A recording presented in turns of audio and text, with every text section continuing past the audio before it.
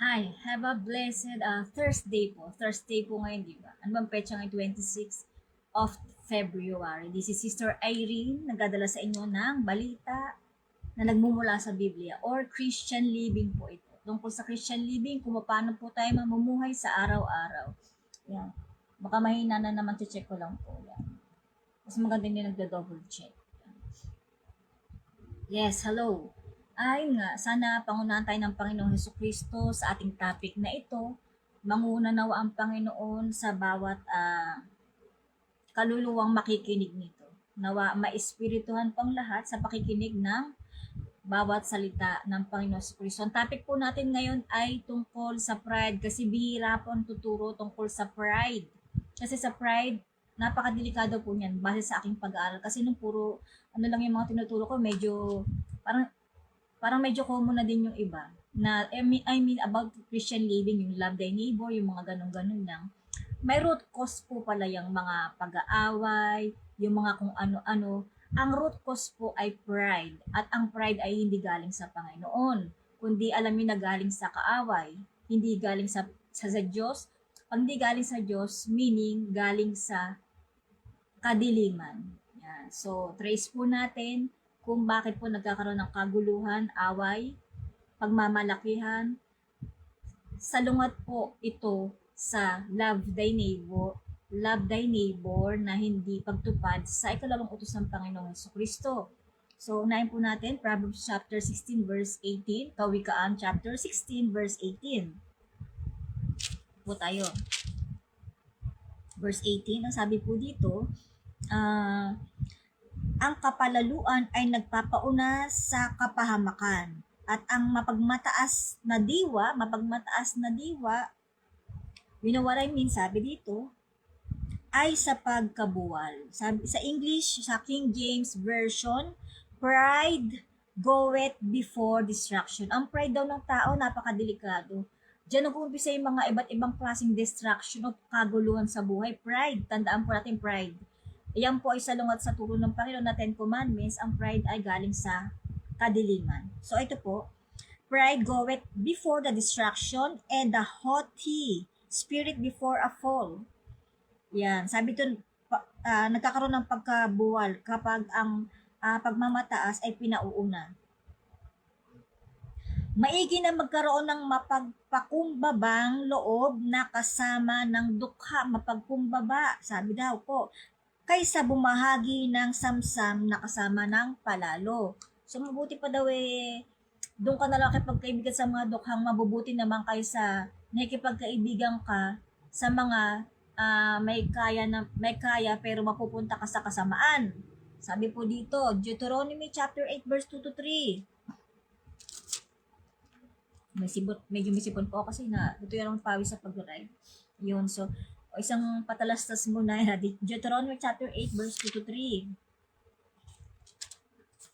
Sana po lahat ay nasa mabuting kalagayan. Mga may sakit, sana po pagalingin ng Panginoon Jesucristo. Maging maayos ang pakiramdaman, gumaling. At marami pa tayong gagawin sa Panginoon na pagsamba, pagpupuri. Sana pabayan ng Panginoon ng mga buhay natin. Ilan lang po natin sa pagsamba. Lalo pang papahabay ng buhay natin at magbasa ng Biblia, magsaliksik, gumawa ng mabuti sa kapwa. Hanggat maaari gumawa ng mabuti sa kapwa at yung pagsunod nga sa unang utos na isa ang Diyos. Alamin natin kung sino po yung isang Diyos. Thank you so much for watching. Dennis Sarate, good afternoon din po, brother. Thank you for watching. Thank you for listening to Christ's Word. Sa akin po kasi pinapauna ko ang salita ng Diyos. Kumbaga, hindi ako nangunguna, kundi salita ng Diyos. Ako po baliwala ako, mensahero lang po ako. Mensahero lang po ako ng Panginoong Hesukristo, hindi po ako talaga yung kinukuha ko lang po sa Bible. Hindi ko pinapauna yung sarili ko. Sabi dito sa Deuteronomy chapter 8 verse 2 to 3, at iyong alalahanin ang buong paraan na ipinapatnubay sa iyo ng Panginoon mong Diyos nitong 40 taon sa ilang upang kaniyang mapangumbaba ka. So, 40 years nasa ilang para sa Paran Desert, paikot-ikot ang mga Hudyo, pero may shortcut naman, di talaga simula Egypt, may shortcut pataas. Ang ginawa nila, ang direction nila, ito Egypt, Ekron, Ashkelon, Ashdod, sila galing dito, gumanon sila. Ang korte nila letter yun, tapos gumanon pa. 40 years sila silang, pwede namang from Ashdod, Ashkelon, Ekron, dito sa Egypt, pwede naman silang umakit pa ganun, diretso sa Israel. 3 days lang po ang ano nun. 3 days lang po ang talagang ano nun, biyahe. Ang sa lakad, 3 days lang makukuha na nila. Pero dinaan sila ng Panginoon dito para subukin sila sa ilang bago uli umapak sa Israel. Kasi gusto ng Panginoon, bago ibigay sa mga tao yung success, yung bibigay niyang sinusubok niya muna eh. Yung pinakamahirap na parte, dun na yun eh. Malapit na yun eh. Kung tinesting ka, kahit yung mga relationship, yung sa ah, relationship sa trabaho, o kung saan saan, o kahit saan pa yung mga mabibigat na gawain. Ayun na eh, malapit ka na dun eh. Kumbaga sa relationship, andun ka na eh. Malapit na kayong maitawid nyo yung testing ng Panginoon eh. Bumitaw ka, wala na.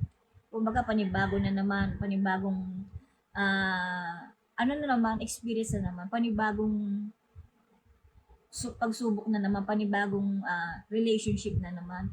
So, panibagong testing na naman. Uulit-ulitin lang din ng Panginoon yung testing sa atin.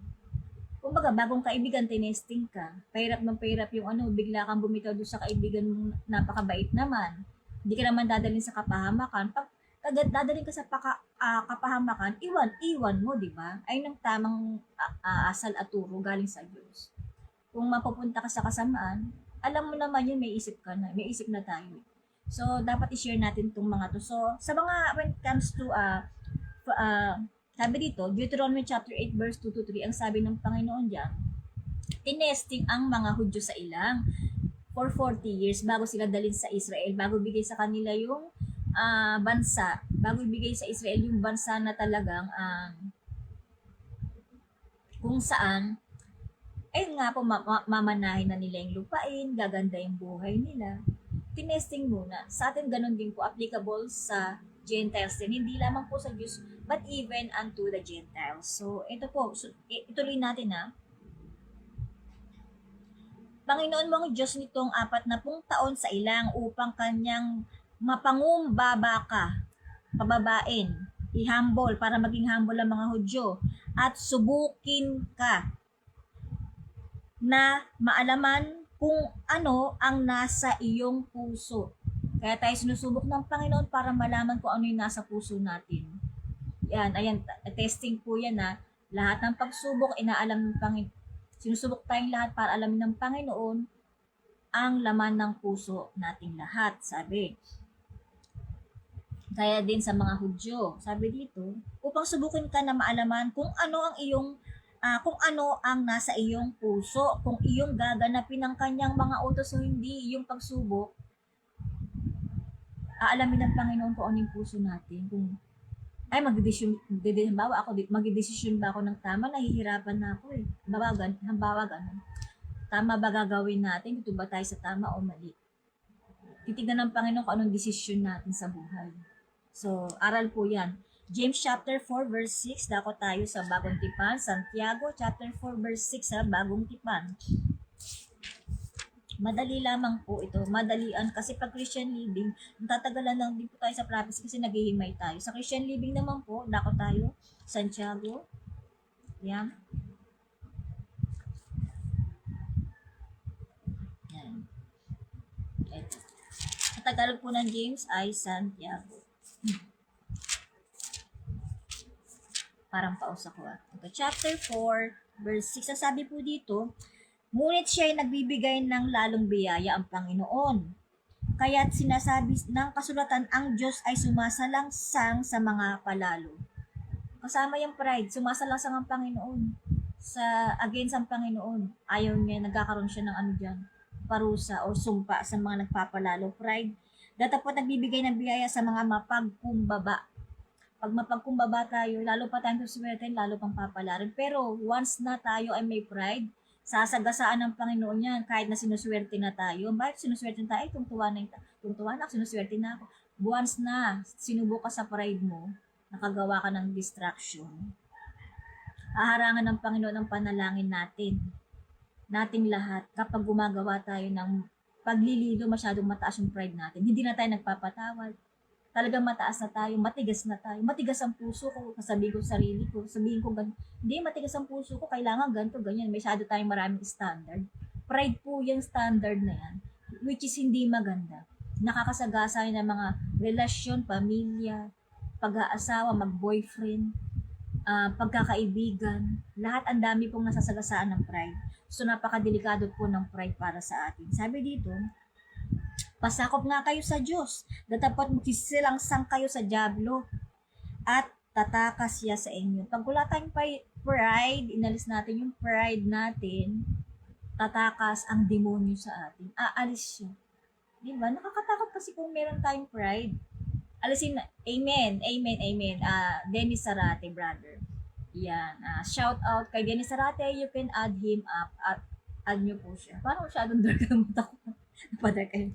Sabi, natakot ako sa mata ko. Nagulat ako. Sabi, pasakop nga kayo sa Diyos at dapat magsisalangsang kayo sa diablo at tatakas siya sa inyo. So, alisin natin yung pride sa lahat ng bagay. Kasi pag may pride, may anger.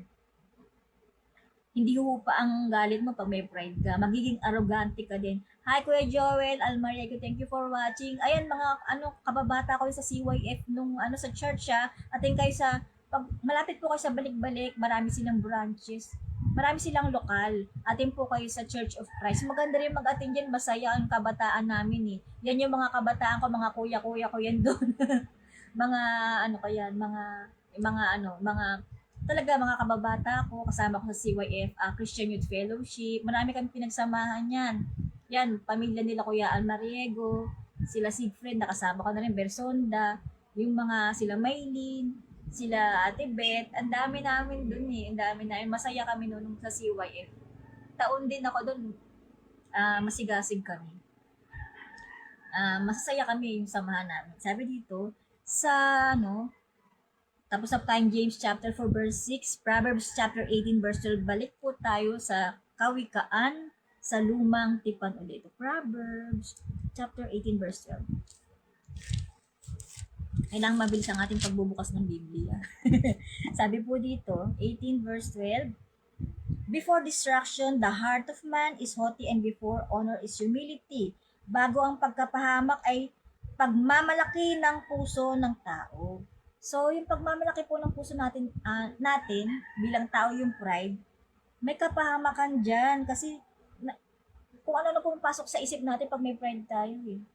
Yung bang galit ako sa kanya, arrogante ako sa kanya, magiging ako, yung mahipag-unahan ako, laging may competition, contest, ang sagwa po, masagwa yung mga ganun. Sabi dito, 18 verse 12,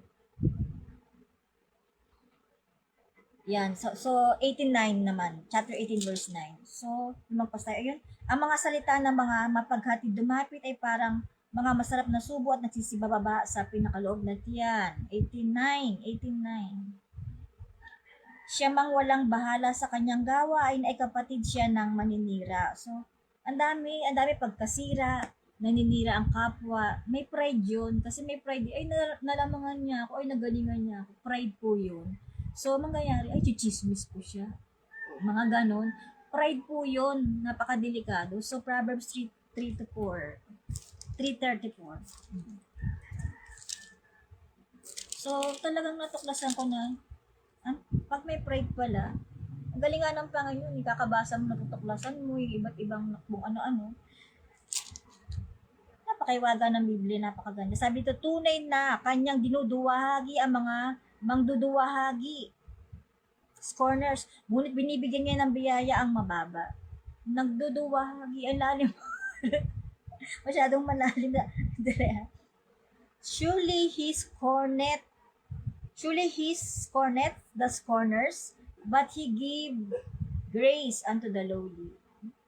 Tinutuloy niya, lalo niyang binibigyan ng success yung mga humble, yung mga lowly, lalong binibigyan ng Panginoon sa Kristo na matabot yung ilaw sa akin. Lalo binibigyan ng grasya ng Panginoon, lalong pinagpapala, yung mababa. Di ba? Kaya pagka narating na nila yung peak ng buhay, talagang dahil sa pagpapakababa nila, i-congratulate natin sila. Huwag tayong, ay, nakakaano naman yun, nakakaingit. Congratulate po natin. O, good job. Parang may resume, tapos may boss. Itong ano, like that. So, ito po. Proverbs 3:34. Ayan po ang ganda. Binibigyan ng biyaya ang mababa, ang humble, yung walang pride. So, Psalm chapter 75 verse 4 naman, Salmo chapter 75 verse 4. Kaya marami po tayong matututunan talaga sa Biblia.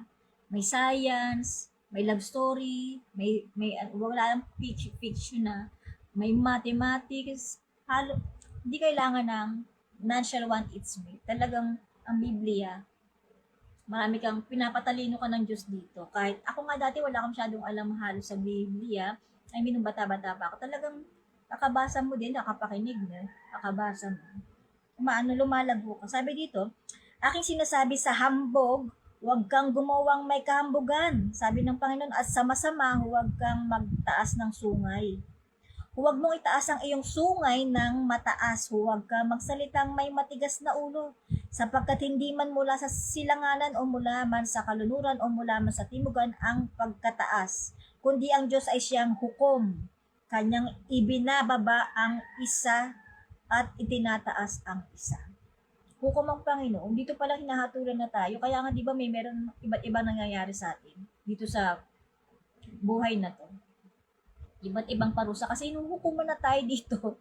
Hinahatulan na tayo dito pa lang. Sana malaman ng mga tao. Lahat tayo, malaman natin na hinuhukuman tayo, hinahatulan tayo ng Diyos dito pa lang sa lupa. Ayun o. Talagang ano, delikado. Pagka, ayun o, I said unto the fools, deal not foolishly, and to the wicked, lift not up the horn. Lift not up your horn on high. Speak not with a stiff neck. Naparusahan tayo ng Diyos pagka talagang mapagmalaki tayong tao. Kasi ano eh, hindi naman dapat, walang pagmamahal sa ganun pagkaganon. Sa Proverbs chapter 15, verse 25 to 33. 15 verse 25 to 33. Sabi po dito, bubunutin ng Panginoon ang bahay ng palalo. Napakadelikado po nito. Magkakaroon ng mga pagkamatay, disgrasya. O, di ba po? At least nilalabas ko po talaga yung totoo galing sa Biblia. Tapos, sinasabi ko din po kung ano yung lunas na gagawin. Yung root cause, tsaka yung key para maligtas. Sabi dito, 15, 25 to 33. Sabi dito, ayun, bubunutin ng Panginoon ng bahay ng palalo, ngunit kanyang itatatag ang hangganan ng babaeng bao. Babaeng bao, balo. Yung namatayan, ako counted na balo pa rin ako. Even na magkaroon ako ng asawa, ikasal ako, balo pa rin ako. Naging balo. So, dito, verse 26, ang masamang kata ay kasuklam-suklam sa Panginoon, ngunit ang mga maligayang salita ay dalisay. Maraming ang puso ng matuwid ay nagbubuhay ng isang sagot, ngunit ang bibig ng masama ay nagbubugso ng masamang bagay. Pag may pride, nagiging masama. Nagbubugso ng kung ano-anong bagay, yung mga hindi totoo, sa sobrang galit kung ano sinabi, hindi naman totoo. Dapat totoo lang. Pride pa rin yun. Sabi dito, Jeremiah chapter 9 verse 23 to 24. Napaka-delikado talaga. Kasi hindi nila alam minsan yung root cause ng galit ng Panginoon, disgrasya, kung ano-ano. Kasi meron ng mga ganito, yung pride kasi against sa turo ng Panginoon na love thy neighbors.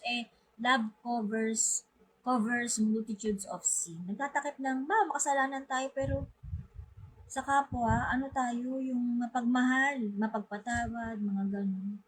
Kahit makasalanan tayo, binubura ng Panginoon yung makasalanan natin pag may malasakit tayo sa kapwa. Ito, yan. Saan ba ako? Kasi nakatiklop pala siya. Sabi, Ganitong sabi ng Panginoon, huwag magmapuri ang pantas. Let not the wise man glory in his wisdom. Pride pa rin yun. Yung wisdom. Yes, thank you for watching. Pag pinapauna natin yung sarili knowledge natin, dapat wisdom. I mean, galing sa Bible. Neither let the mighty man glory in his might. Huwag daw magmalaki sa kanyang kakayahan, sipag o talino. Kakayahan, talent, kasama na rin talent, skills, talino, sipag. Huwag tayo magmalaki sa mga ganyan, sabi. Let not the rich man glory in his riches. Sabi dito, ganitong sabi ng Panginoon, huwag magmapuri ang pantas sa kanyang karunungan o magmapuri man ang makapangyarihan sa kanyang kapangyarihan, huwag magmapuri ang mayaman sa kanyang kayamanan. Pride pa rin, kahit ano tinatangkilik natin dito sa mundo, kayamanan, kaalaman, skills, talent, galing pa rin sa Panginoon yun. Purihin natin ang pangalan ng Panginoon, hindi tayo, hindi sarili natin. Huwag na tayong, sana wag tayo maging mataas. Pag mayroon na tayong mga nakamit sa buhay, sabi. Verse 24, kundi magmapuri sa ganito ang lumuluwalhati ng kanyang nauunawa at kanyang nakikilala ako na ako ang Panginoon na nagsasagawa sa lupa ng kagandahang loob, kahatulan at katuwiran sapagkat sa mga bagay nito ay nalulugod ako, sabi ng Panginoon. Hahatulan tayo habang buhay pa lang tayo. Hahatulan tayo ng Panginoon pag masyado tayong ma-pride. Kasi wala naman tayo kung wala ang Panginoon eh. Ako, ganun ang katwiran ko. Eto, lahat ng, ako, wala namang tinatangkilik, di ba? O kaya pinagmamalaki ko yung mga skills ko, talent ko. Pag ganun ka, hahatulan ka kagad ng Panginoon pagka yung hindi ka nakaka-realize, yung proud masyado yung puso, hindi ka nakaka-realize ng kasalanan mo. So, dako tayo sa contrast ng pride, yung love ko. Corinthians chapter 13 verse 48.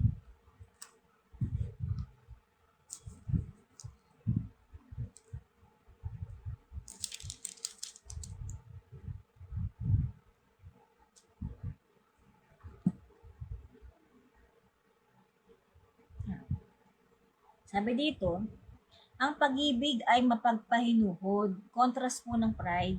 Napagpahinuhod, suffereth long, nagtsatsaga daw, nagsusumikap, matyaga, kahit anong sumapit.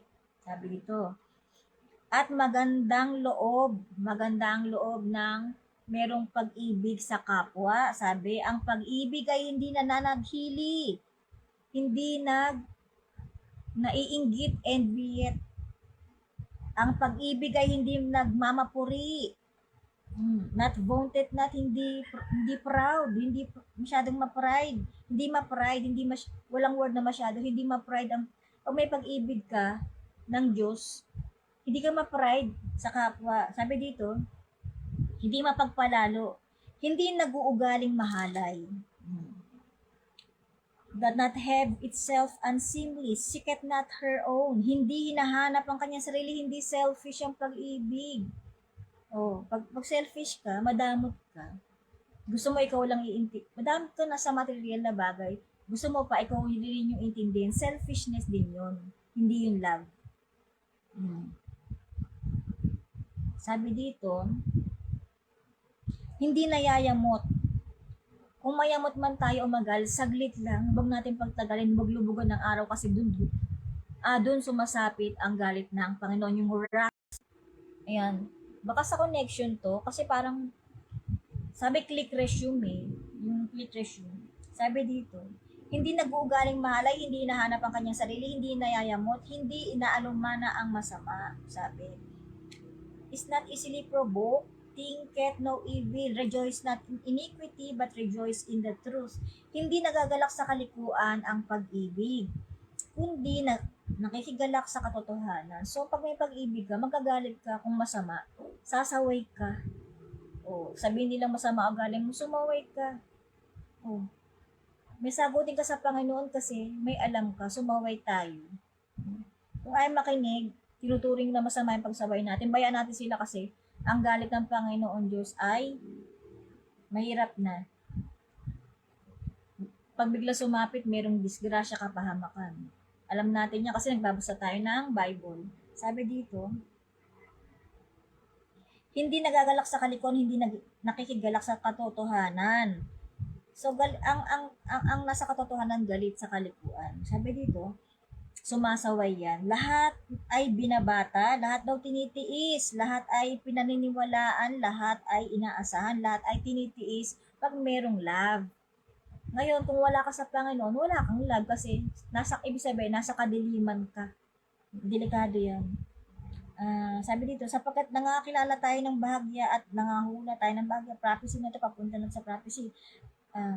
Ang pag-ibig ay hindi nagkukulang kailanman. Walang pagkukulang ang pag-ibig. Pag may pag-ibig ka, hindi ka nagkukulang. Kahit maging mga hula, mga tapos maging mga wika ay titigil, maging kalaman ay mawawala. Pero ang pag-ibig hindi. Utos ng Diyos yan. Sabi dito, sa John chapter 14 verse 15, dako po tayo sa New Testament. John, ba't punta tayo dito? Lumayo. So, dito, Matthew, Mark, Luke yan. 14, 15. Hindi ko nakita iba nag-watch eh. Thank you for watching sa mga nanood.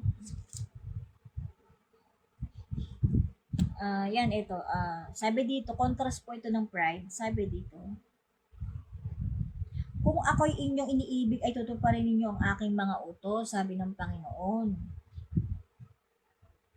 At ako'y dadaing, ayan, tutuparin ang mga utos. Kasama dyan yung love thy neighbor. So, kailangan, may magpamahal tayo sa kapwa. Yan. Kailangan natin yan. Pag may pride tayo, walang love against yan. Anti-Christ yan pagka may pride tayo. So, alisin natin po lahat, yung pride lahat tayo. Kasi, it comes distraction pag sa pride. So, tuloy natin yung tungkol sa pride kanina. Jeremiah, tapos tayo, 1 Corinthians 1:31. Bagong Testament pa rin. New Testament. Sabi dito, na ayon sa nasusulat, ang nagmamapuri ay magmapuri sa Panginoon. Kung mayroon tayong dapat purihin ang Panginoon, hindi tayo. Hindi sarili natin. 2 Corinthians 10:17, 1 John 2:16 naman. Yan.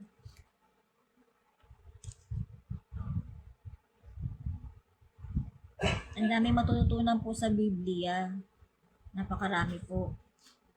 Iba't ibang bagay.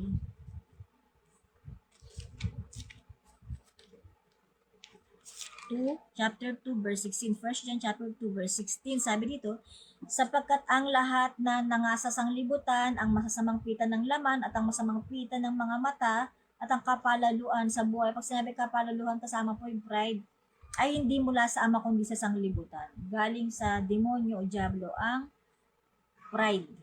Sapagkat ang lahat ng nangasa sanglibutan, ang masasamang pita ng laman at masamang pita ng mga mata at ang kapalaluan sa buhay ay hindi mula sa ama kundi sa sanglibutan. At ang sanglibutan ay lumilipas at ang masamang pitan niyaon, natapwat ang gumagawa ng kalooban ng Diyos ay nananahan magpakailanman. So, maliligtas at umaba ang buhay ng gumagawa ng kalooban ng Diyos pag may pagmamahal po tayo sa kapwa. Ngayon kung hindi, mahirap papunta sa kadiliman yung buhay natin. Kala natin napakabait natin sa kapwa. Yung pala, isang mali lang ng kapwa natin, yung ano lang, masyado na tayong mataas ang area. Ayoko makipagbatid ng ganun-ganun. Ako, kasi pang ugali ko, minsan, matalas ang bibig ko, pero madali akong mawala yung galit ko. Kasi wag daw lubugan ng araw ang galit natin. Talagang lahat ng tao nagagalit. Ang Panginoon nga nagagalit, ang mga anghel nagagalit din. Mga propeta nagagalit, mga apostol nagagalit, pero saglit lang. Magpatawaran sa isa-isa. Kahit sino pa, kahit kanino pa, kaibigan, pinsan, kamag-anak, tito, tita, mga magulang, mga kapatid. Saglit lang. Ako nga yung mga kapatid ko eh. Pagkasabihan ko yung isa, dalawa. Tapos wala na akong pakialam. Yung duty ko lang na gawin ko. Ayoko nang manghimasok sa buhay nila. Hindi po kasi ako ganun. Ayoko nang nanghihimasok sa buhay ng ibang tao. Tsaka stressin ko ba yung sarili ko. Sabi ganun. Basta, kasi may sagutin tayo sa Panginoon. Pag hindi tayo sumunod, hindi tayo nagsumaway, may sagutin tayo sa Panginoon. Mark chapter 7 verse 20 to 23. Yan. Maiksi lamang pong aral ito. Kasi ano eh, pag di natin nabanggit to, puro yung ano na lang, yung mild-mild na turo lang, ano eh, hindi tayo nakakatulong sa kapwa eh. Dapat gusto ko makatulong kung ano yung root cause ng mga ibang bagay. Kasi lahat tayo makakaranas nito, hindi lang ako, hindi lang sila, tayong lahat. Mark 7:20-23, sabi po dito, at sinabi niya ang lumalabas sa tao, yaon ang nakakahawa sa tao, yung lumalabas sa puso. And he said that which cometh out of the man that defiled the man. Ay nagpapadumi sa tao. Yung pride, yung mga iba't ibang ugali. Sabi dito, sapagkat mula sa loob, mula sa puso ng mga tao, lumalabas ang masasamang pag-iisip. So, galing sa puso natin, yung ninanais, o sinabing galing sa puso, ninanais ng ating kaibuturan papunta sa isip natin at i-implement natin yun. Puso, galing sa puso, papuntang utak, saka natin gagawin. Yan, naging science tayo. Sabi dito, tama ba? 20 to 23. Sapagkat mula sa loob ng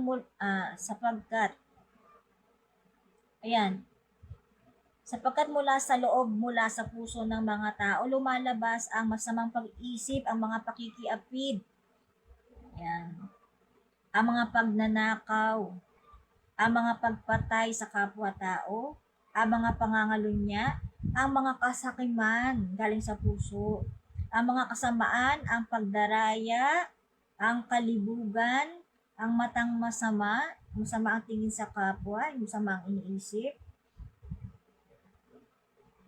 ang kapusungan, ang kapalaluan, ang kamangmangan. Ang lahat ng masasamang bagay na ito ay sa loob nagsisipanggaling at nangakakahawa sa tao. Nahahawa, bawa, di ba? Bawa, ito, friend ko to. Lagi kong kasama, di ba? Mabait siya sa ibang bagay dahil kasama ko siya. Pero meron pala siyang pride which is nakakahawa doon sa kwentuhan. Pare, ginanong ko nga eh, ganito mo. Pero magkasundo kayo, pero hindi mo lang nahahawa ka na sa mga kwento niya na ma-pride siya. So, nakakahawa po talaga yung laman ng puso ng tao. Diba?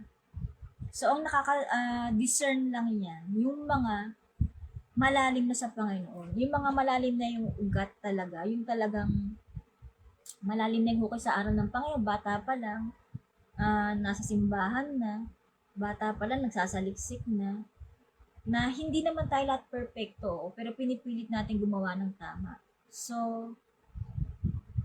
yun ang nagkakaroon ng discernment, yung gift. Kasi kahit na magkasala tayo, madapa tayo dahil nagkasala tayo dahil gaya ng mga propeta, nagkakasala din sila sa Panginoon kasi nga sa sobrang bigat ng pagsubok. So, ang prayer natin, Panginoon, hindi ko po kaya, gabayin niyo po ako. Alisin niyo po ako sa ganung sitwasyon. Panginoon, tulungan niyo po ako. Dagdagan niyo po ang kalaman ko, Panginoon. Panginoon, bigyan niyo ako ng endurance, pagtitiis, pagpapasensya. Ganun po ang panalangin. Hindi, Panginoon, alisin mo ako sa sitwasyon to, mali po yun. Malampasan nawa natin ang testing ng Panginoon, maayos natin ang mga buhay natin. Yan. Pati yung mga paghihiwalay na yan, hindi tinuturo yung paghihiwalay. Hindi po tinuturo yung paghihiwalay. Dapat magtiis ka sa asawa mo, ipanalangin mo, malay mo, maligtas mo pa. Sabi ng Apostol Pablo sa 1 Corinthians chapter 7, di ba? Buong chapter yun maganda. Napakaganda ng Biblia. So, ayun nga, verse 20 to 23, nabasa na natin. Dako tayo sa Romans chapter 11 verse 18 to 20 sa Bagong Tipan pa rin. Diba? Ang ganda ng Biblia pag binabasa po natin. Daig pa nito yung mga pocketbook eh. Kasi dati mahilig akong magbasa ng pocketbook nung elementary. Tapos nung high school, English pocketbook pa rin. Iba't iba. Tapos, although kasama na rin pagbabasa ng Bible.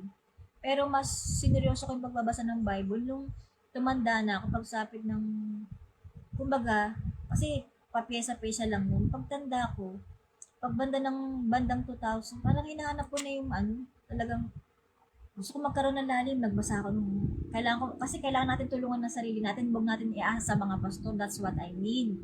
Baka ma-misdeliver ko kasi yung words, yung right words at saka sentence. Nagsaliksik po ako na gusto ko magkaroon ng lalim sa sarili ko. Nagsaliksik po ako since 2012, dire-diretso na yung pagbabasa ko, and then, inuulit-ulit ko pa. Ayun ang gusto ko kasi. Ayun ang gusto kong, ayun yung tawag kasi sa akin. Parang may hinahanap akong ano eh. Yun yung tawag ng gagamba. Ayun ang tawag ng Panginoon sa akin na, ayun nga, magbasa ako ng magbasa ng malalim. Bukod pa sa napakinggan ko, sa mga aral sa mga natin ng simbahan, yung mga tungkol sa Christian living, mga gano'n. Lalim po. Sabi dito Romans chapter 11 verse 18 to 20. Sabi dito, huwag kang magpalalo sa mga sanga. Boast not against the branches, symbolical. Huwag kang magyabang sa mga branches, but if you boast, thou bearest not the root, but the root thee. Sabi po dito, datapat kung ang ilang mga sangay na nga bali, saan na ba ako? Hindi, huwag kang magpalalo sa mga sanga. Datapwat kung magpalalo ka, ay hindi ikaw ang nagkakandili sa ugat, kundi ang ugat na nagkakandili sa iyo. Huwag tayong, yung basta-bastang, bakit nasa taas ka, nagpapalalo ka na. Yung mga nasa ibaba, hindi mo na pinapansin dahil nasa taas ka na. Hindi mo alam yung ugat na nagdadala sa'yo. Kung wala yung ugat yung nasa ilalim, walang bubuhat sa'yo, walang hahatak, walang sisip-sip ng sustansya. Kung bakit ka aangat. Wala yung, sa mga kaibigan, sa trabaho, yung mga nakatulong sa atin, yung mga asawa natin, kamag-anak, kaibigan, yung mga, kung bakit ka naandito, kasi sila yung pinagdaanan natin na ugat, kung bakit tayo nakaakyat. Nakatulong din sila sa atin, pasalamat tayo sa kanila. Huwag tayong boastful o pride, pride. Yung mga nakatulong sa atin sa paligid, di ba? Kasi pride comes haughtiness eh. Yung talagang maraming masasagasaan sa pride natin. Yayabang tayo. Pag may pride tayo, mayabang tayo. Na dati naman wala kasi nasa baba lang naman tayo. Huwag natin kakalimutan yung mga nasa mababa pag tayo tumaas. Kasi lahat yung galing sa Panginoon. Colossians chapter 3 verse 14, contrast ng pride, which is pride is against the law of the Lord Jesus Christ, the law of God, spiritual God.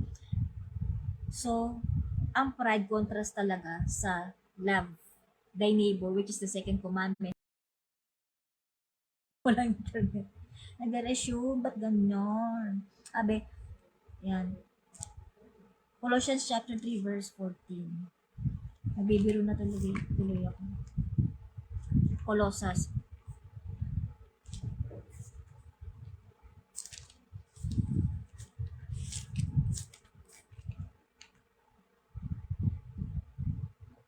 Ito. Naipit. Nasa Colossians na tayo. At Los Thessalonians. Sabi dito, at sa ibabaw ng lahat ng mga bagay na ito,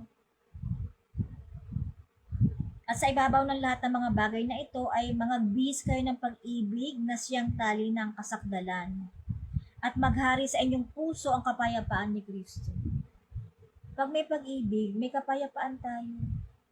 Pero pag may pride, may kung ano-ano, yan nga pumapasok yung pagpatay sa kapwa dahil may standard tayo, di ba?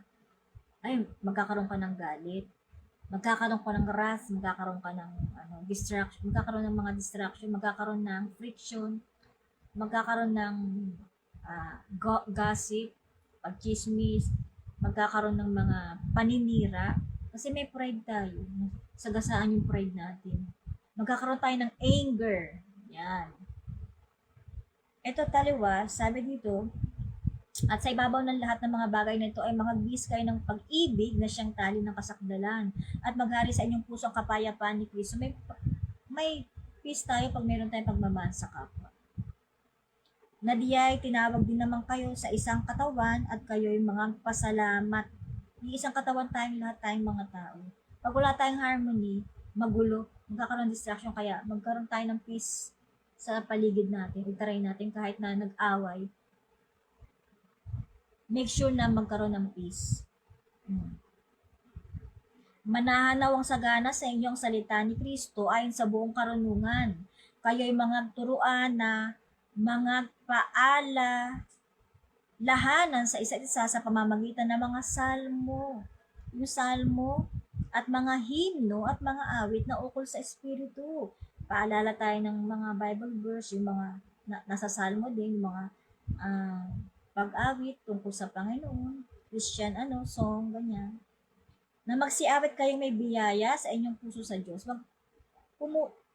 Puri natin ang Panginoon kasama ang mga tao na sa paligid natin. Isama natin sa pagpupuri, sa panalangin natin. Isama po natin sila. Thank you for watching. God bless you all. Yan, sa mga nakinig. Yan. Yan. Salamat po.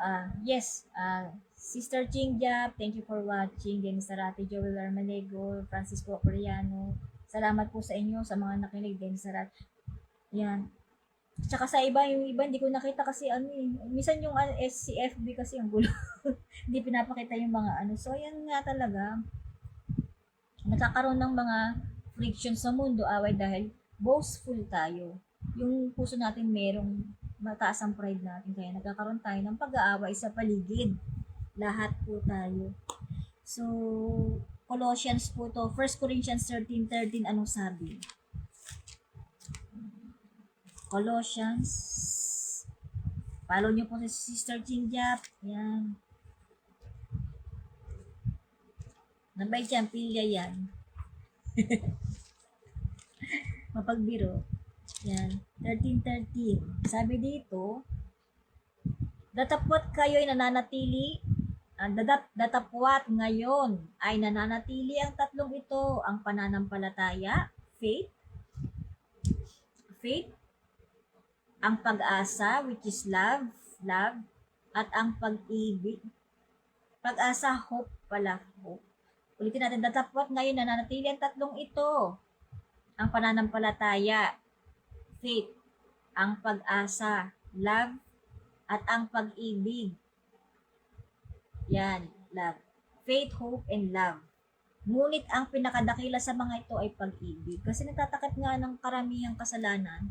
Marami tayong kasalanan, nagtatakip din ang pagmamahal sa kapwa at yung pagkaalam na foremost na utos ng Diyos, na alamin natin kung sino yung nag-iisang Diyos. Pinaka-importante po yun. Bako tayo sa Ephesians chapter 5 verse 25. Last na po ito, Ephesians chapter 5 verse 25. Last verse, tayo yun to sa pagtuturo ng salita ng Diyos. Sabi dito, kaya nga, pagkatakwil ng kasinungalingan ay magsasalita ang bawat isa sa inyo sa katotohanan sa kanyang kapwa, sapagkat tayo mga sangkap ng isa't isa sa atin. Sangkap tayo ng isa't isa sa atin. Yan, kayo'y mga galit at huwag kayong mga kasala. Mga galit daw tayo, sabi ni Apostol Pablo, ngunit huwag magkasala. Kumbaga, bago lumubog ang araw, huwag natin pagtagalin ng ating galit, makipagbati tayo kagad sa kalip natin. Sabi ito.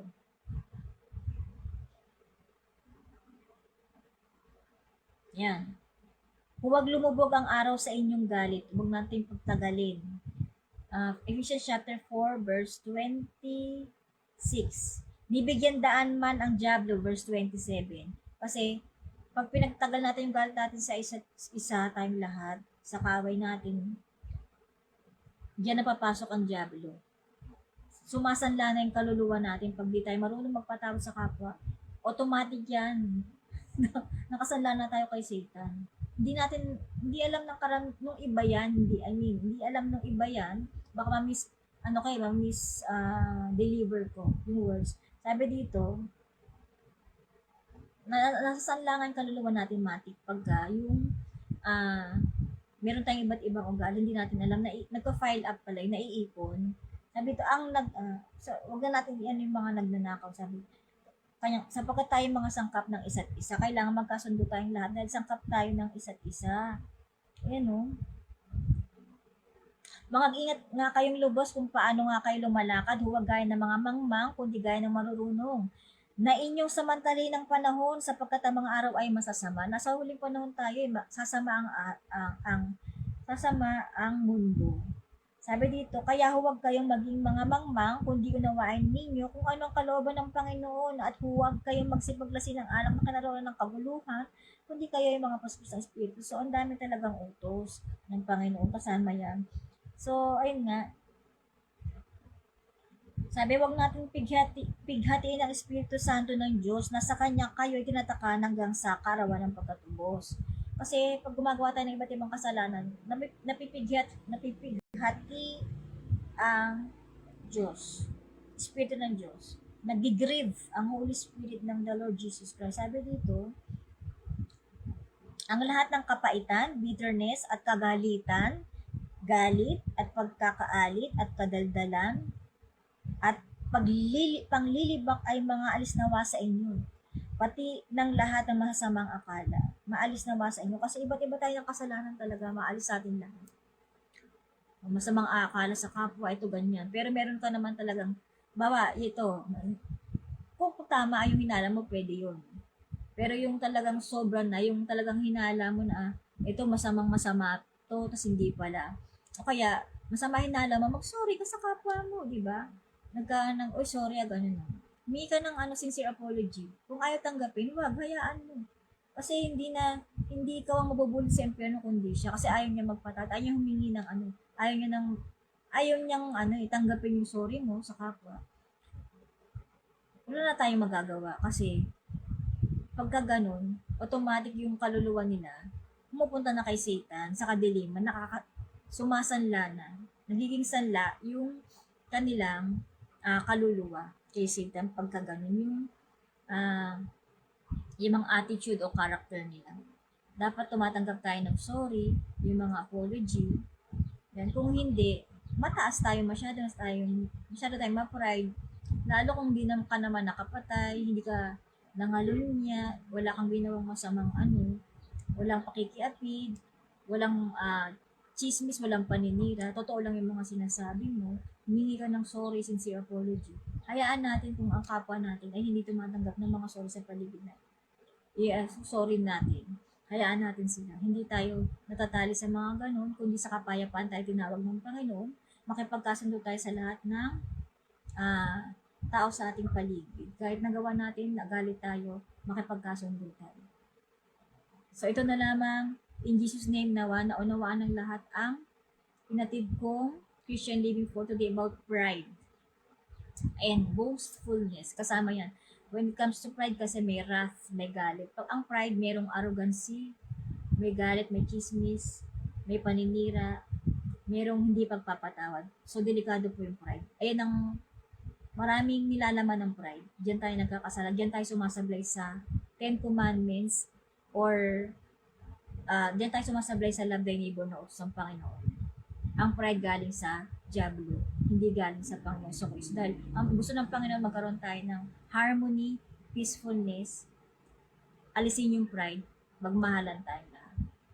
Love thy neighbor. So, salamat po sa mga nakinig, magkaroon tayo ng i-share natin itong gospel na to sa lahat upang maligtas ang ating mga kaluluwa, ating soul. So, in Jesus' name, this is Sister Irene.